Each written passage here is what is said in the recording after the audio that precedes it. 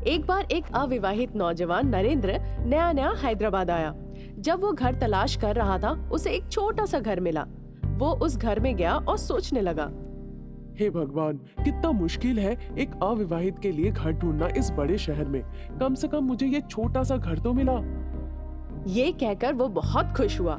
उस रात जब खुशी खुशी नरेंद्र सो रहा था, एक शैतान वहाँ आई और सोचने लगी, वाह, ये लड़का तो बड़ा हैंडसम है। आज के बाद से यही मेरा प्रेमी होगा। शैतान फिर उसके पास आके जगाने लगी। ओए, एक बार उठो ना स्वीटहार्ट, मैं बुला रही हूँ तुम्हें। तुम्हारी खूबसूरत प्रेमिका तुम्हारे पास आई है। मेरे प्रियतम, मेरे तरफ देखो ना, मैं यहाँ हूँ। ये सुनकर नरेंद्र अचानक से जग गया और शैतान को सामने देखकर चौंक गया। नहीं नहीं नहीं, शैतान नहीं, मैंने कुछ नहीं किया, माफ कर दो। अरे अरे लड़के, मैंने क्या किया तुम्हारे साथ? इस तरह क्यों चिल्ला रहे हो? मैं तुम्हें तकलीफ नहीं पहुंचाऊंगी, बस मेरी बात तो सुनो। ठीक है, बताओ। जैसे ही मैंने तुम्हें देखा तुम मुझे पसंद आ गए। मैं तुमसे शादी करना चाहती हूँ। प्यार का इजहार करने वाली कविता तो नहीं याद है मुझे। तुम सोचो, मेरी शब्दी कविता है। तुम्हारी प्रेमिका शैतान, क्या तुम मुझे पसंद करते हो? अरे बाप रे, अगर मैंने कहा कि मैं उसे पसंद नहीं करता हूँ, फिर ये शैतान मुझे मार के खा ही जाएगी। डर के मारे उसने हाँ बोल दिया। ये सुनकर शैतान काफी खुश हो गई और शर्मा के चली गई। मैं बहुत खुश हो रहा था कि बहुत ढूंढने के बाद मुझे ये घर मिला। क्यों मुझे उन लोगों ने ये भूतिया बंगला दिया पता नहीं। अगर मैं ये घर छोड़ के चला जाऊं, फिर बाहर मुझे कोई दूसरा घर नहीं मिलेगा। मैं भगवान पे अब सब छोड़ रहा हूँ। यही सोचते सोचते वो सो गया। दूसरे दिन शैतान ने नरेंद्र के लिए खाना पकाया, उसके नींद से जगने से पहले ही। फिर नरेंद्र जैसे ही नींद से जगा, शैतान बोली, मेरे प्रियतम, स्वीटहार्ट, जागो, जाके ब्रश कर लो। मैंने तुम्हारे लिए उपमा बनाया है। नरेंद्र डर के मारे ब्रश करके उपमा भी खा लिया, जो कि बहुत स्वादिष्ट था। उपमा बहुत स्वादिष्ट था। ये सुनकर शैतान शर्मा गई और वहाँ से चली गई। उपमा खाने के बाद नरेंद्र बाहर चला गया। वो घर वापस आया रात में। शैतान उस घर में बैठ के रो रही थी। क्या हुआ? तुम रो क्यों रही हो? प्लीज मुझे माफ कर दो, मैंने तुम्हें परेशान किया।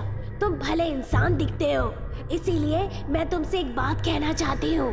हाँ हाँ, बोलो बोलो। मेरा नाम रमा है।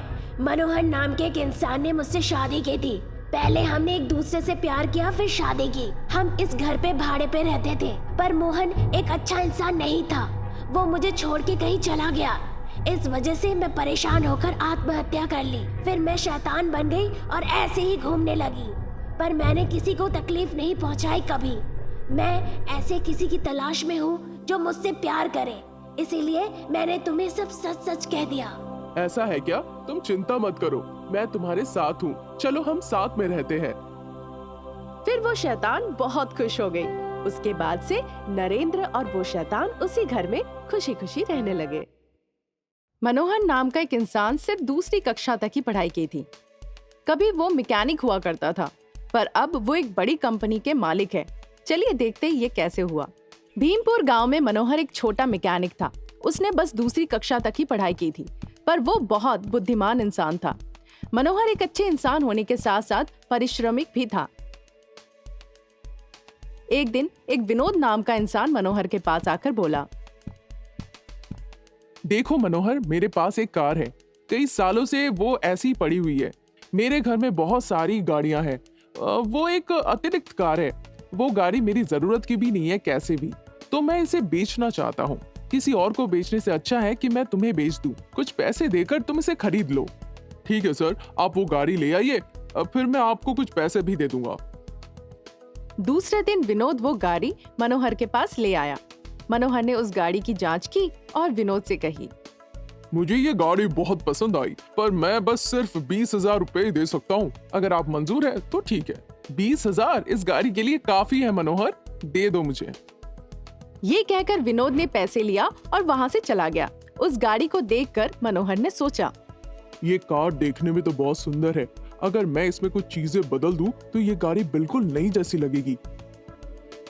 ये सोचकर उसने गाड़ी की नक्शा ही बदल दी।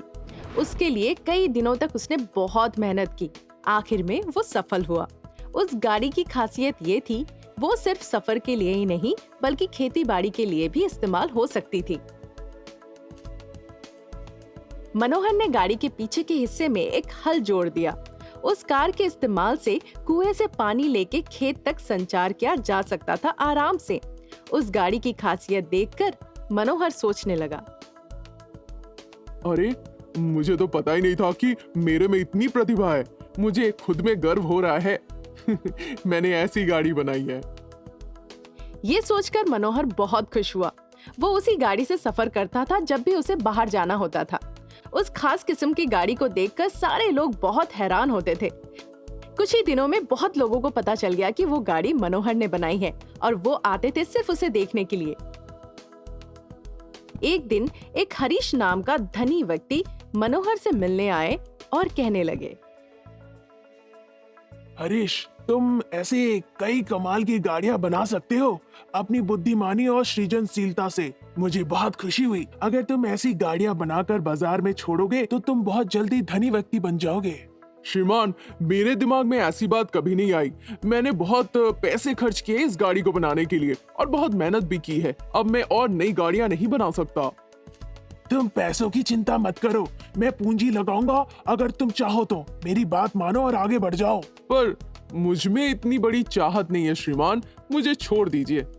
सुनो मेरी बात मनोहर, चलो हम नई गाड़ियां बनाते हैं और बाजार में निकालते हैं नए ब्रांड के नाम के साथ। अगर ये कारोबार सफल हो गया तो हमारी जिंदगी बिल्कुल बदल जाएगी। बहुत मशक्कत के बाद हरीश ने मनोहर को राजी कर ली इस बात के लिए।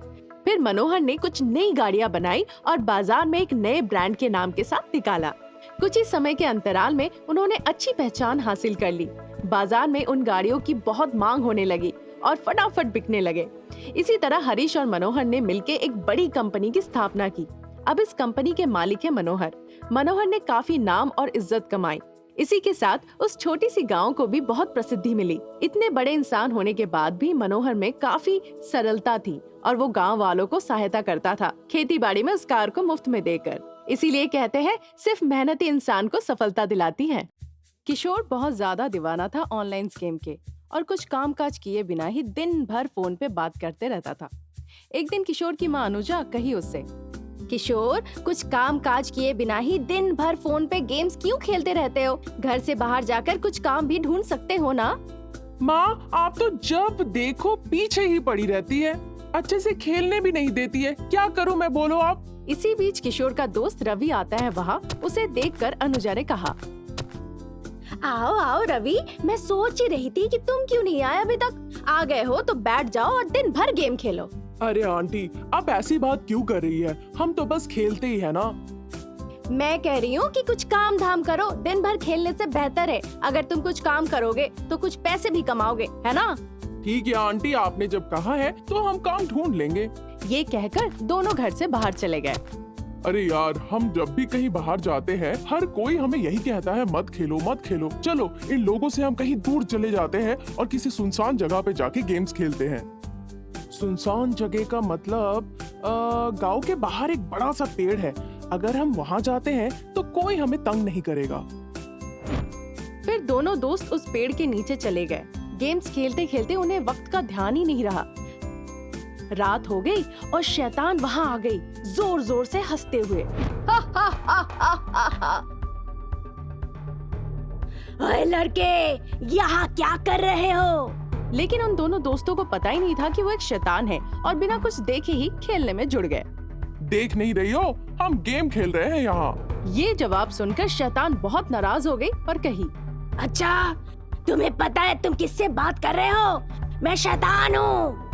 अपना मुंह बंद रखो और चुपचाप बैठकर खेल देखो, नहीं तो जा सकती हो यहाँ से। बस परेशान मत करो। फिर शैतान ने देखा कि वो गेम खेल रहे हैं, फिर उसे भी वो पसंद आ गया। शैतान उत्सुकता से गेम को देखने लगी। कुछ देर के बाद गेम खत्म हो गई और वो जोरों से चिल्लाए, हे हे हे हे, हुर्रे, हम जीत गए, हम जीत गए, हम जीत गए, वाह! शैतान भी चिल्लाई, हाँ, हम जीत गए, हम जीत गए। अरे देखो देखो, ये तो शैतान है, हमारे बीच में बैठी है। बहुत मजेदार था, मुझे बहुत पसंद आया। मैं भी खेलूंगी ये गेम तुम लोगों के साथ। इसी के साथ दोनों दोस्तों ने सोचा, अरे यार, हमें इस शैतान से भाग निकलना होगा। नहीं नहीं, फोन पे नहीं, इस बार चलो सच में हम गेम खेलते हैं। तुम्हें कहीं जाके छुपना होगा, जैसे हम इस गेम में छुप जाते थे। फिर हम तुम्हें ढूंढेंगे जाके कि तुम कहाँ छुपी हो, समझ गई? हाँ, ये अच्छा है। अब तुम दोनों अपनी आंखें बंद करो, फिर मैं कहीं जाके छुप जाती हूँ। दोनों दोस्तों ने अपनी मंजूरी दी और ऐसा दिखावा किया कि आंखें बंद कर चुके हैं। जैसे ही शैतान छुपने गई, दोनों ने कहा, चलो भागो जल्दी, अगर हम यहाँ रह गए फिर शैतान जो कि गेम के लिए पागल है हमें भी नहीं छोड़ेगी। ये कहकर वो भागकर घर पहुंच गए। पर वो शैतान उसके बाद भी उनके लिए बहुत इंतजार की और इस तरह किशोर और रवि अपनी चालाकी और बुद्धि के इस्तेमाल से शैतान के हाथ से बच गए। इसीलिए हमें स्थिति के मुताबिक कदम उठाना चाहिए, वो भी चतुराई से।